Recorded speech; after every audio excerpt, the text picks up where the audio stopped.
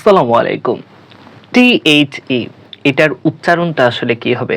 আমরা জানি যে কখনো এটার উচ্চারণ দা হয়, আবার কখনো এটার উচ্চারণ কি হয়? দি হয়।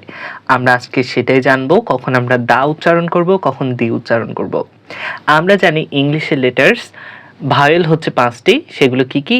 এ, ই, আই, ও, ইউ। এবং বাকি যেগুলো লেটার আছে সেগুলোকে কি বলে? 21টিকে কি বলে? কনসোনেন্ট বলে।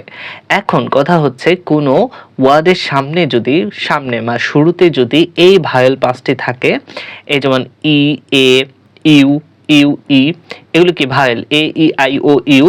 এই ভাওয়েলগুলো যদি কোনো ওয়ার্ডের সামনে থাকে তাহলে তার সামনে THE যেটা হবে সেটার উচ্চারণ কি হবে? সেটার উচ্চারণ হবে দি। তাহলে আমরা কিভাবে উচ্চারণ করব? The egg, the apple, the university, the union, the elephant. আর বাকি যে কনসোনেন্টগুলো আছে সেগুলো যে ওয়ার্ডগুলোর সামনে থাকবে সেটার উচ্চারণ কি হবে? সেটার উচ্চারণ হবে দা। তাহলে আমরা কি বলবো? The mango, the boy, the pan, the poor, the book. আশা করছি আজকের পর থেকে এই বিষয়টি নিয়ে আর আপনাদের কখনো কোনো কনফিউশন হবে না। তো এই সহজ ছোট্ট ভিডিওটি সবার সাথে শেয়ার করে দিবেন যেন আমরা সবাই এগুলো শিখতে পারি।